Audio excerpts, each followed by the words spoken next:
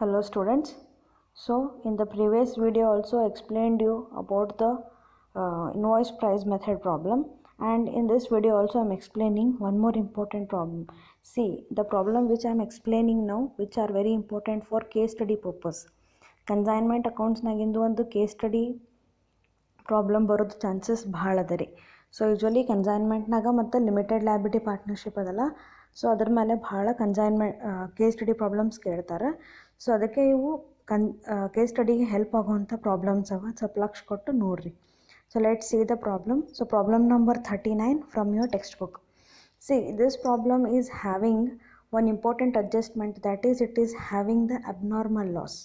So usually ನಾವು 5 ಮಾರ್ಕ್ಸಿಗೆ abnormal loss calculation ಮಾಡಿದ್ವಿ. ಆಮೇಲೆ ಕಾಸ್ಟ್ ಪ್ರೈಸ್ ಮೆಥಡ್ ಮೇಲೆ abnormal loss, normal loss problem ಮಾಡಿದ್ವಿ. ಸೊ ಹಾಗೇನೆ ಇಲ್ಲಿ ಇನ್ವಾಯ್ಸ್ ಪ್ರೈಸ್ ಮೆಥಡ್ನಾಗೂ ಇಲ್ಲಿ ನಮ್ಗೇನು ಕೊಟ್ಟಾರಂದ್ರೆ ಅಬ್ನಾರ್ಮಲ್ ಲಾಸ್ ಕೊಟ್ಟಾರ. ಓಕೆ, ಇದು ಮೆಥಡ್ ಯಾವುದು? Invoice price method. Invoice price ಮೆಥಡ್ನಾಗೂ ಅಬ್ನಾರ್ಮಲ್ ಲಾಸ್ ಕೊಟ್ಟಾರ. ಇದೇನು ಭಾಳ ಡಿಫಿಕಲ್ಟ್ ಇಲ್ಲ, ಈಸಿ ಅದ. ನಿಮ್ಗೆ ಹೆಂಗಾದ್ರೂ ಲೋಡಿಂಗ್ ಕ್ಯಾಲ್ಕುಲೇಷನ್ ಈಗ ಗೊತ್ತಾಗ್ಲಿಕ್ಕತ್ತದ, ಅದ್ರ ಮೇಲೆ ತೆಗೆದ್ರೆ ಮುಗೀತಷ್ಟೇ. So let us see the problem. So problem number 39. See here, Bharat Watch Company consigned 1000 watches costing rupees 60 each. So see here, Bharat Company consigned 1000 watches. So how many watches are there? 1000 watches and costing rupees 60. So per watch cost is 60 rupees. To Mohan of Bengaluru. So see here, who is consigner here? Bharat is the consigner and Mohan of Bengaluru is consignee. Bharat Watch Company paid rupees 400 for packaging. So now they are sending the goods. So what are the expenses they are making? They are given here 400 for packaging. So packing adu 400 adare, and rupees 150 for freight and 450 for insurance. Okay, so 150 for freight and 450 for insurance. So they have made these three expenses. The agent accepted a bill of rupees 20,000 as an advance. See, agent means who here? Mohan of Bengaluru. Okay, so Mohan of Bengaluru is a consignee, we can say agent. So he is giving one advance amount. So amount is how much here? 20,000. He is paying through the bill. ಅಂದ್ರೆ Bharat watch ಕಂಪ್ನಿದವ್ರು ಏನು ಮಾಡ್ಯಾರ, ಒಂದು bill ತೆಗೆದಾರ್ರಿ. Bills receivable ಅವ್ರಿಗೆ ಆಗ್ತದೆ. ಆ bill ಯಾರ ಹೆಸರಲ್ಲೇ ತೆಗೆದಾರ? Mohan of Bengaluru ಅವ್ರ ಹೆಸರಲ್ಲೇ ತೆಗೆದಾರ್ರಿ. ಸೊ ಮೋಹನ್ ಅಕ್ಸೆಪ್ಟೆನ್ಸ್ ಮಾಡಿದ ಮೇಲೆ ಅದು ಭಾರತ್ ವಾಚ್ ಕಂಪ್ನಿಯವ್ರಿಗೆ ಏನಾಗ್ತದೆ? ರಿಸೀವೇಬಲ್ ಆಗ್ತದೆ. ಸೊ ಅಮೌಂಟ್ ಎಷ್ಟದ ಅಂದ್ರೆ 20,000 rupees. Okay, the proforma invoice price to the agent was rupees 90,000. See, ನಮ್ಗೆ ಇಲ್ಲಿ ಪ್ರಾಬ್ಲಮ್ನ ಏನು ಕೊಟ್ಟಾರ ಅಂತಂದ್ರೆ ಕಾಸ್ಟ್ ಪ್ರೈಸ್ ಕೊಟ್ಟಾರ. ಹೌದಲ್ರಿ? ಕಾಸ್ಟ್ ಪ್ರೈಸ್ ಎಷ್ಟು ಕೊಟ್ಟಾರ ಅಂತ ಆಗಲೇ ನೋಡಿದ್ವಿ ನಾವು, 60. So cost price per watch is how much? 60. How many watches they are sending? 1000. ಅಂದರೆ ಎಷ್ಟು ಆದಂಗೆ ಆಯ್ತು ಇಲ್ಲಿ ನಮಗೆ? 60,000 ಆದಂಗೆ ಆಯಿತು. ಓಕೆ, ಸೊ ಇಲ್ಲಿ ಪ್ರಿಫಾರ್ಮಾ ಇನ್ವಾಯ್ಸ್ ಪ್ರೈಸ್ ಅಂತ ಮೆನ್ಷನ್ ಮಾಡ್ಯಾರ. ಪ್ರಿಫಾರ್ಮಾ ಇನ್ವಾಯ್ಸ್ ಪ್ರೈಸ್ ಅಂದ್ರೆ ಆ ಪ್ರಿಫಾರ್ಮ್ ಇನ್ವಾಯ್ಸ್ ಅಂತ ಪ್ರಿಪೇರ್ ಮಾಡ್ತಾರಂತ ಹೇಳಿದ್ದೀನಿ. ಅದರಾಗ ಅವ ಕನ್ಸೈನರ್ ಎಷ್ಟು ರೊಕ್ಕ ಮೆನ್ಷನ್ ಮಾಡ್ಯಾನ ಅಂತಂದ್ರೆ, ಕಾಸ್ಟ್ ಎಷ್ಟು ಮಾಡ್ಯಾನ ಅಂದ್ರೆ 90,000 ಅಂತ ಮೆನ್ಷನ್ ಮಾಡ್ಯಾನ. ಅಂದ್ರೆ ಅವ ತನ್ನ ಆಲ್ರೆಡಿ ಲೋಡಿಂಗ್ ಕೂಡ್ಸ್ಯಾನ, ಅದನ್ನು ಕನ್ಸೈನಿಗೆ ಗೊತ್ತಿಲ್ಲ. ಸೊ ಲೋಡಿಂಗ್ ಎಷ್ಟು ಕೂಡ್ಸ್ಯಾನ ಅಂತಂದ್ರೆ 30,000 ಕೂಡ್ಸ್ಯಾನ ರೀ. ನೀವು ಇಲ್ಲೇ ನೋಡ್ಬೋದು, ಇಲ್ಲಿ ನಿಮ್ಗೆ ಅವ್ರು ಪರ್ಸಂಟೇಜೇ ಕೊಟ್ಟಿಲ್ಲ. ಸೊ ಎಷ್ಟು ಮೆನ್ಷನ್ ಮಾಡ್ಯಾನವ? 90,000 ಮೆನ್ಷನ್ ಮಾಡ್ಯಾನ. And the remuneration fixed was at 5% on sale. I hope you are understanding the problem. See here, Bharat Watch Company, they are sending 1000 watches of rupees 60 per watch. So 1000 watches ಕಳ್ಸ್ಯಾರ, 60 rupees per watch ಅದ. ಅಂದರೆ ಎಷ್ಟು ರೊಕ್ಕ ಆದಂಗೆ ಆಯ್ತು ರೀ? ಇಲ್ಲಿ 60,000 ಆದಂಗೆ ಆಯಿತು. ಅಂದರೆ 1000 into 60. So 60,000 is the cost. But proforma invoice ಅಂದ್ರೆ ಅವ್ರಿಗೆ ಇನ್ವಾಯ್ಸ್ ಪ್ರೈಸ್ಲಿ ಅವರಿಗೆ ಕಳಿಸ್ಲಿಕ್ಕತ್ತಾನ. ಅಂದರೆ ಯಾರಿಗೆ ಕಳಿಸ್ಲಿತ್ತಾನ? ಮೋಹನ್ ಆಫ್ ಬೆಂಗಳೂರಿಗೆ ಕಳಿಸ್ಲಿಕ್ಕತ್ತಾರ್ರಿ. ಆ ಇನ್ವಾಯ್ಸ್ ಪ್ರೈಸ್ ಎಷ್ಟು ಅಂತ ಹಾಕಿರೋದ್ರಾಗ ಅಂದ್ರೆ 90,000 ಅಂತ ಇನ್ವಾಯ್ಸ್ ಪ್ರೈಸ್ ಬರ್ದಾರ. ಅಂದರೆ ನೀವು ನೋಡಿರಿ, ಪರ್ಸಂಟೇಜ್ ಅಂದರೆ ಎಲ್ಲೂ ಕೊಟ್ಟಿಲ್ಲ. ಅಂದರೆ 25% ಅದೇನು, 20% ಅದೇನು ಮೆನ್ಷನ್ ಮಾಡಿಲ್ಲ. ಸೊ ಈಗ ನಾವು ಎಷ್ಟು ಲೋಡಿಂಗ್ ಕೂಡೋದಂತ ಹೆಂಗೆ ತಿಳ್ಕೊಳ್ಳೋದು ಅಂದ್ರೆ, so immediately 1000 into 60, that is 60,000 you will get, and 90,000 anyhow they are mentioning in the proforma invoice. So 90,000 minus 60,000. ಎಷ್ಟು ಬಂತ್ರಿ ನಮ್ಮ answer 30,000. What is this 30,000? This is my loading. Okay, so ಅವನಿಗೆ ರೆಮ್ಯುನರೇಷನ್ ಎಷ್ಟು ಅಂತ ಕೊಡ್ಲಿಕ್ಕತ್ತಾರೆ ಕಮಿಷನ್ ಅಂತ ಹೇಳಿ 5% on sales. Okay, see on receipt of the consignment consignee paid rupees 2,000 for octroi. So ಆಕ್ಟ್ರೈಗೆ 2,000. He sold 600 watches for rupees 60,000. See ಅವ್ರು ಎಷ್ಟು watches ಕಳಿಸಿದ್ರು 1,000 ವಾಚ್ ಕಳಿಸಿದ್ರು. ಈಗ ಅವ ಎಷ್ಟು ಸೇಲ್ ಮಾಡ್ಯಾನ 600 ಸೇಲ್ ಮಾಡ್ಯಾನ. ಓಕೆ, ಸೊ 1,000 ಮೈನಸ್ 600 ಅಂದರೆ 400 ನಮ್ಮ ಕ್ಲೋಸಿಂಗ್ ಸ್ಟಾಕ್ ಆಗ್ತದೇನು ನೋಡೋಣ ಅಂತ. So 600 watches he sold for how much price here? That is 60,000 rupees. And incurred expenses amounting to rupees 4,050. ಅಂದರೆ some other expenses he made, and what is that expenses? That is 4,050.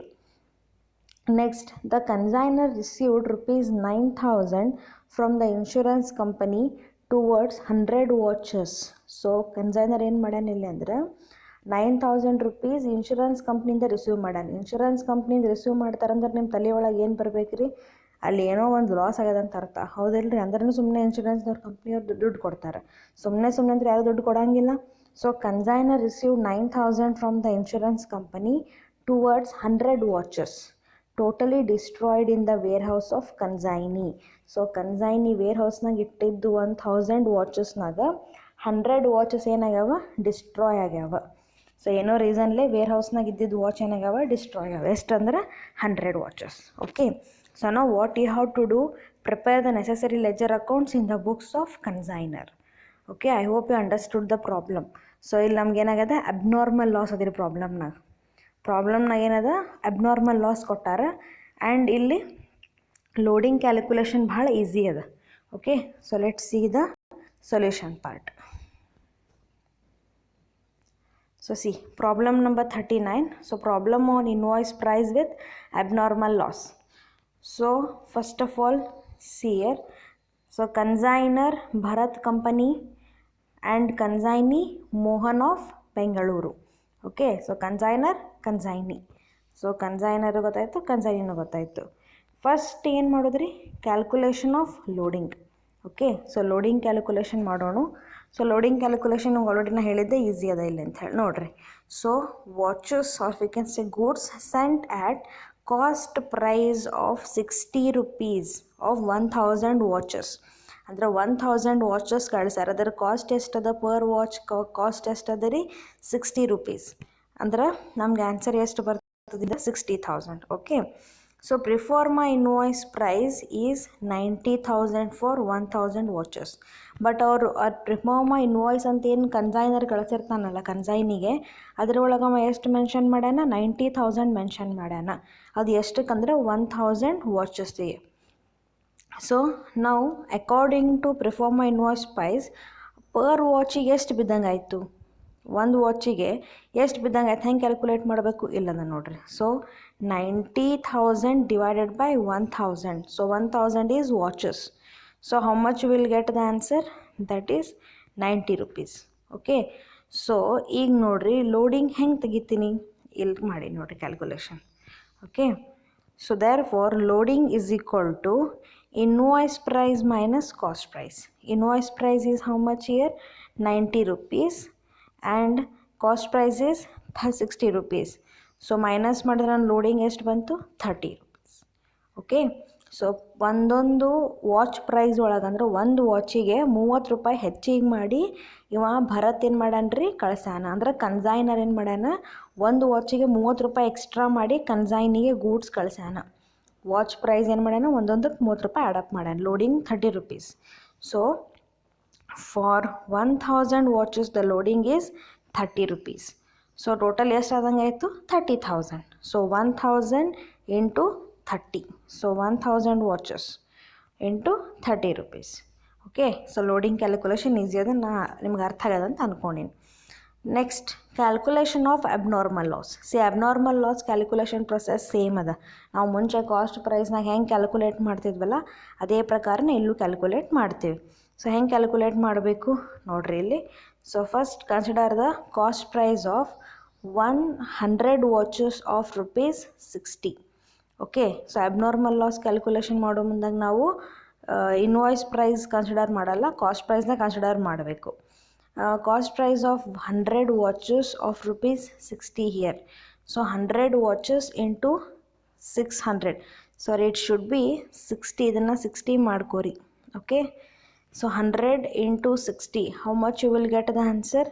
That is 6000 rupees. Okay, 100 watch ಏನಾಗ್ಯಾವ, ಹಾಳಾಕೋಗ್ಯಾವ್ರಿ, destroy ಆಗ್ಯಾವ. And per watch cost ಎಷ್ಟು ಅದ ನಮ್ಮದು ಅಂದ್ರೆ 60 rupees ಅದ.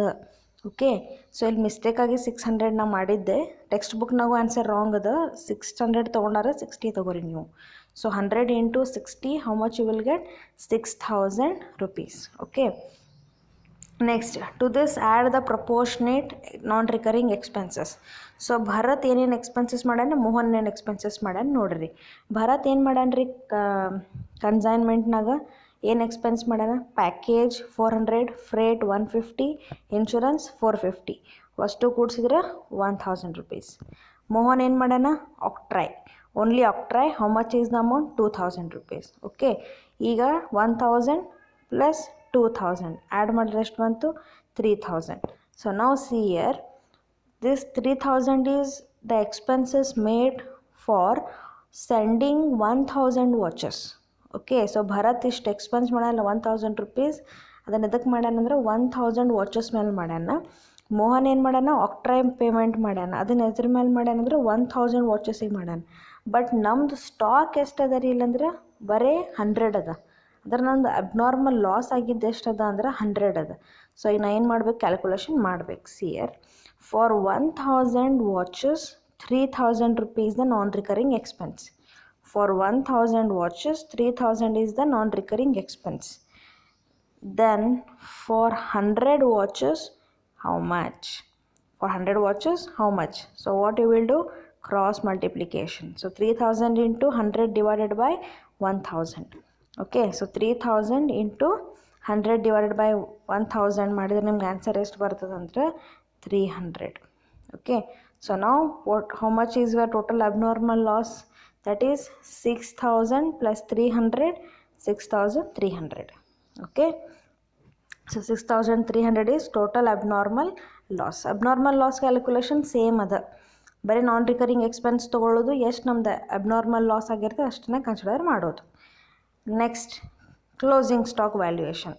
So closing stock ಹೆಂಗೆ calculation ಮಾಡ್ತೀರಿ? See, the invoice price of 300 watches. So closing stock ಒಳಗೆ ಏನಾಗಿರ್ತದೆ ಅಂದ್ರೆ ನಮಗೆ ಇದನ್ನೇ ಕನ್ಸಿಡರ್ ಮಾಡ್ಬೇಕು. ನಾವು ಇನ್ವಾಯ್ಸ್ ಪ್ರೈಸೇ ಕನ್ಸಿಡರ್ ಮಾಡ್ತೀವಿ. ಯಾಕಂದ್ರೆ ಉಳಿದು ಅಂದ್ರೆ ಮತ್ತು ನೆಕ್ಸ್ಟ್ ಇಯರ್ ಮಾರುತ್ತೀವಲ್ಲ ನಾವು, ಅವಾಗೂ ಇನ್ವಾಯ್ಸ್ ಪ್ರೈಸಿಗೆ ಮಾರ್ತೀವಿ ರೀ. So invoice price of 300 watches, that is 300 into 90, 300 watches into 90 rupees. So Bharat 1000 expense ಮಾಡ್ಯಾನ, ಮೋಹನ್ 2000 ನಾನ್ ರಿಕರಿಂಗ್ ಎಕ್ಸ್ಪೆನ್ಸ್ ಮಾಡ್ಯಾನ. ಸೊ ಎರಡು ಎಕ್ಸ್ಪೆನ್ಸಸ್ ಕೂಡಿದೆ ಎಷ್ಟಾಯಿತು? 3000. So 3000 into 300 divided by 1000. So 3000 total non recurring expenses for 1000. 300ಗೆ ಎಷ್ಟು? ಆಗಲೇ ಕ್ಯಾಲ್ಕುಲೇಷನ್ ಹೇಳಿದ್ದೆ ನಾನು ಹಾಗೆ ರೀ. So 3000 into 300 divided by 1000. How much you will get the answer? That is 900. Okay, so now add up these two things, you will get the value of stock is 27900. So 27900 is your total closing stock. Now let us come for the main problem. So ನಮ್ಗೆ ಇಲ್ಲಿ ಏನು ಮಾಡ ಅಂತ ಹೇಳಿದ್ರೆ necessary ledger accounts prepare ಮಾಡ ಅಂತ ಹೇಳ್ಯಾರ. ಅದ್ರಾಗ ಫಸ್ಟ್ ಬರೋದು ಯಾವ್ದಾರ ಕನ್ಸೈನ್ಮೆಂಟ್ ಅಕೌಂಟ್. ಸಿ, ಈ ಕನ್ಸೈನ್ಮೆಂಟ್ ಅಕೌಂಟ್ ನೀವು ಏನು ಪ್ರಿಪೇರ್ ಮಾಡ್ತಿರಲ್ಲ, ಆ ಕನ್ಸೈನ್ಮೆಂಟ್ ಅಕೌಂಟಿಗೆ ಎಲ್ಲ ಅಡ್ಜಸ್ಟ್ಮೆಂಟ್ಸು ಆ್ಯಡಪ್ ಆಗ್ತಾವ್ರಿ. ಇದೇ ಮೇನ್ ಕನ್ಸೈನ್ಮೆಂಟ್ ಅಕೌಂಟ್ ಒಂದು ಪರ್ಫೆಕ್ಟ್ ಆಯಿತು ಅಂದ್ರೆ ನಿಮ್ಮದು ಬಾಕಿ ಅಕೌಂಟ್ಸ್ ಎಲ್ಲನೂ ಪರ್ಫೆಕ್ಟ್ ಆಗ್ತಾವೆ. So let's see the consignment. Let start with debit side. So debit side ಒಳಗೆ ಫಸ್ಟ್ ಏನು ತೊಗೋತೀವಿ ರೀ ನಾವು ಅಂದ್ರೆ ದಟ್ ಈಸ್ ಗೂಡ್ಸ್.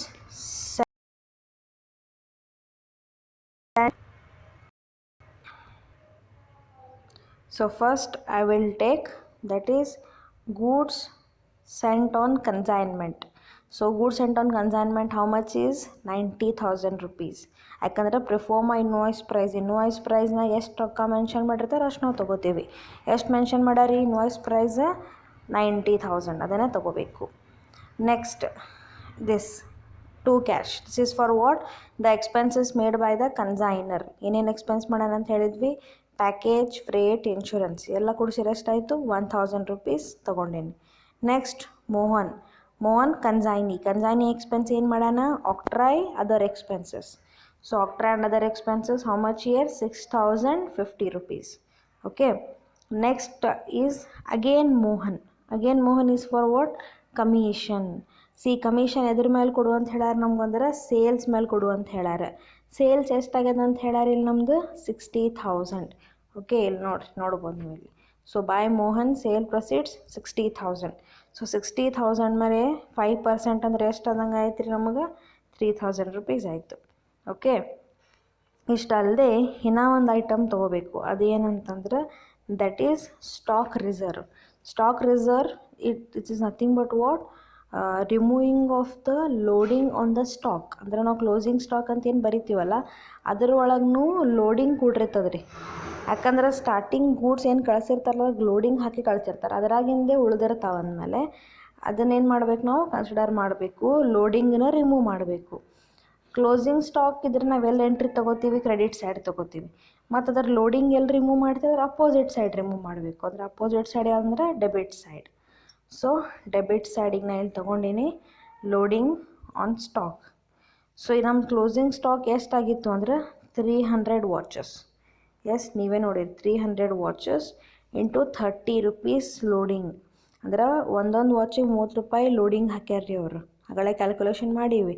ಸೊ ನಾವು total it. So 300 into 30, how much you will get? 9,000 rupees. Okay, so these are the items to be taken on the debit side. Now come for the credit side. Credit side na ಏನದ್ರಿ? First item you already know, sales. So by Mohan. Okay, so by Mohan, this is for the sale proceeds. 60,000 is sales. ಕೊಟ್ಟಾರ 600 watches he sold for 60,000. Okay, ಈ 60,000 ಮೇಲೆನೇ commission ಕೊಡಿದ್ರಿ. Next ಏನು ಅಂದರೆ next one is by goods scent on consignment. ಇದು ಎದಕ್ಕಂದ್ರೆ loading removal. Loading ರೀ, ಆಗಲೇ ನೋಡಿದ್ರೆ 30,000 rupees ಇತ್ತಲ್ಲ, ಆ ಲೋಡಿಂಗ್ ಎದ್ರ ಮೇಲೆ ಅಂತಂದ್ರೆ ಇಲ್ಲಿ ಕಳಿಸಿರ್ತೀವಲ್ಲ ಗೂಡ್ಸ್ ಬಿಗಿನಿಂಗ್ ಒಳಗೆ, ಅದರಾಗಿಂದು ರಿಮೂವಲ್ ಮಾಡಿದ್ರಿ ಲೋಡಿಂಗ್. ಎಷ್ಟು ಅಮೌಂಟ್ ತೊಗೊಂಡಿರಿ? 30,000. Okay, next is abnormal loss. So abnormal loss ಇದ್ರೆ ಏನು ಮಾಡ್ತೀವಿ? ಯೂಶ್ವಲಿ ಕ್ರೆಡಿಟ್ ಮಾಡ್ತೀವಿ ಕನ್ಸೈನ್ಮೆಂಟಿಗೆ. ಇಲ್ಲಿ ನಾವು ಕನ್ಸೈನ್ಮೆಂಟಿಗೆ ಕ್ರೆಡಿಟ್ ಮಾಡ್ತೀವಿ. ಕ್ರೆಡಿಟ್ ಎದಕ್ಕೆ ಮಾಡ್ತೀವಿ ಅಂದರೆ ಇನ್ ಕೇಸ್ ಸೇಲ್ ಆಗಿದ್ರೆ ನಮಗೆ ಪ್ರಾಫಿಟ್ ಬರ್ತಿತ್ತಲ್ಲ ಅಂಥೇಳಿ ಅಸ್ಯೂಮ್ ಮಾಡಲಿಕ್ಕೆ ಇದನ್ನು ಕ್ರೆಡಿಟ್ ಮಾಡ್ತೀವಿ. ಸೊ ಅಬ್ನಾರ್ಮಲ್ ಲಾಸ್ ನಂದು ಎಷ್ಟಾಗ್ಯದಲ್ಲ ಅಷ್ಟು ತೊಗೋತೀನಿ, 6,300. Okay, and last is consignment stock. It is nothing but closing stock. How much is the consignment stock? That is 27,900. Calculate ಮಾಡೀವಿ ಇದನ್ನು. So 27,900 is the consignment stock.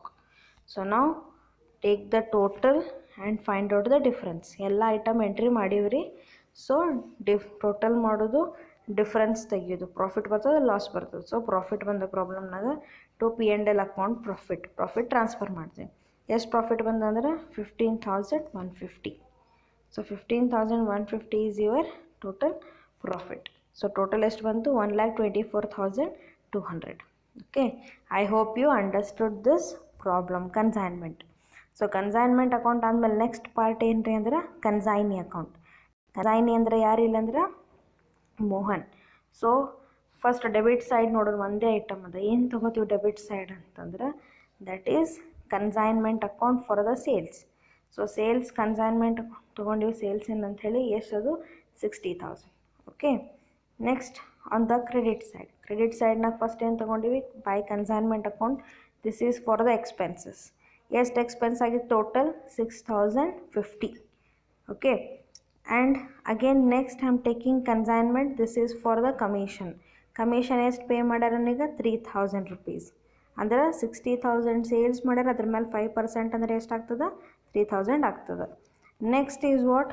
B R ಯಾಕಂದರೆ ಇಲ್ಲೊಂದು advance ಆಗ್ಯದ. Advance amount ಎಷ್ಟಾಗ್ಯದ ಅಂದರೆ 20,000 rupees. ಅದು ಈಗ ನಾವು ಯಾರು ಬುಕ್ಸ್ನಾಗ ಪ್ರಿಪೇರ್ ಮಾಡ್ಲಿತ್ತಂದ್ರೆ ಕನ್ಸೈನರ್ ಬುಕ್ನಾಗ ಪ್ರಿಪೇರ್ ಮಾಡ್ಲಿಕತ್ತೀವಿ ಭರತ್ ಅವ್ನ ಅಕೌಂಟ್ನಾಗ. ಅಂದ್ರೆ ಅವ್ನಿಗೆ ಏನಾಗ್ತದೆ ಬಿಲ್ಸ್ ರಿಸೀವೇಬಲ್ ಆಗ್ತದೆ. ಅದಕ್ಕೆ ರಿಸೀವೇಬಲ್ ಇದ್ದಕ್ಕೆ ನಾವು BR ಅಂತ ತೊಗೊಂಡು 20,000 ಬರ್ದೀನಿ. ಸೊ ನಾವು ಎಲ್ಲ ಅಮೌಂಟ್ ಸೆಟಲ್ಮೆಂಟ್ ಮಾಡ್ಬೇಕ್ರಿ, ಎರಡೂ ಕಡೆ ಟೋಟಲ್ ಮಾಡೋದು. ಸೊ ಡಿಫ್ರೆನ್ಸ್ ನೋಡೋದು, ರಿಸೀವೇಬಲ್ ಅದನ್ನು ಪೇಯಬಲ್ ಅದನ್ನು ಅಂತ ಹೇಳಿ. ಸೊ ಏನಾಗ್ಯದ ರಿಸೀವೇಬಲ್ ಅದ. So by bank receivable balance receivable amount 30,950. Understood? 30,950 is the balance receivable amount. Next, another one account, that is abnormal loss account. So abnormal loss account ready ಅದ. ಇಲ್ಲಿ ಏನು ತೊಗೋಬೇಕು ಅಂದರೆ ಸಿಂಪಲ್ ಏನು ಮಾಡ್ತಿದ್ವಿ ಅದೇ ಸೊಲ್ಯೂಷನ್ನೇ ರೀ. So abnormal loss, so debit side ನೋಡಿರಿ, to consignment account. Okay, so consignment ಅಕೌಂಟ್ನ ಎಲ್ಲಿ ತೊಗೊಂಡಿವಿ, ಡೆಬಿಟ್ ಸೈಡ್ ತೊಗೊಂಡಿವಿ. ಯಾಕಂದ್ರೆ ಕನ್ಸೈನ್ಮೆಂಟ್ ಅಕೌಂಟ್ನಾಗ ಕ್ರೆಡಿಟ್ ಸೈಡ್ ಅಬ್ನಾರ್ಮಲ್ ಲಾಸ್ ಬರ್ತಿರ್ತೀವಿ. ಓಕೆ, ಎಷ್ಟು ಲಾಸ್ ಆಗ್ಯದ ನಮ್ಮದು 6,300. ಸೊ ಅಷ್ಟು ಲಾಸನ್ನು ತೊಗೊಂಡೀನಿ. ಇಲ್ಲಿ ಇನ್ಶೂರೆನ್ಸ್ ಕ್ಲೇಮ್ ಮಾಡಿದ್ದಕ್ಕೆ ಬ್ಯಾಂಕ್ದವ್ರು ನಮ್ಗೆ ದುಡ್ಡು ಕೊಟ್ಟಾರೆ, ಇನ್ಶೂರೆನ್ಸ್ ಕಂಪ್ನಿದವ್ರು. ಓಕೆ, ಎಷ್ಟು ಕೊಟ್ಟಾರಂದ್ರೆ by bank how much 9,000 rupees. See ನನ್ನ ಲಾಸ್ ಆಗಿದ್ದು ಎಷ್ಟು 6,300 ಅಬ್ನಾರ್ಮಲ್ ಲಾಸ್. ನನಗೆ ಅವ್ರು ಎಷ್ಟು ಕೊಟ್ಟಾರೆ 9,000 rupees. So here I am getting more or less, of course I am getting more amount here. Okay, so usually ನಮ್ಗೆ ಲಾಸ್ ಆಗಿರ್ತಿತ್ತು. ಲಾಸ್ ಆಗಿದ್ದಾಗ ನಾವು ಏನು ಮಾಡ್ತಿದ್ವಿ ಹೇಳ್ರಿ, ಇಲ್ಲಿ ಬೈ P&L ಅಕೌಂಟ್ ಅಂತ ಬರೆದು ಕ್ರೆಡಿಟ್ ಸೈಡ್ನೇ ಅಮೌಂಟ್ ಬರೀತಿದ್ದೆ, ಹೌದಲ್ರಿ. ಈ ಪ್ರಾಬ್ಲಮ್ನಾಗ ಏನಾಗ್ಯದ ನಮ್ಗೆ ಪ್ರಾಫಿಟ್ ಆಗ್ಯದ. ಅಂದ್ರೆ ಇನ್ಶೂರೆನ್ಸ್ ಕಂಪ್ನಿದವ್ರು ಜಾಸ್ತಿ ರೊಕ್ಕ ಕೊಟ್ಟಾರ ನಮ್ಗೆ ಇಲ್ಲಿ. ಸೊ ಅದನ್ನೇನು ಮಾಡ್ತೀವಿ ನಾವು ಇಲ್ಲಿ ಡೆಬಿಟ್ ಮಾಡ್ತೀವಿ. ಅಂದರೆ to P&L account profit transfer to where P&L account. How much is the difference amount 2,700. Okay, so total ಮಾಡಿರಿ ಎರಡೂ ಕಡೆ 9,000 ಬರ್ತದೆ.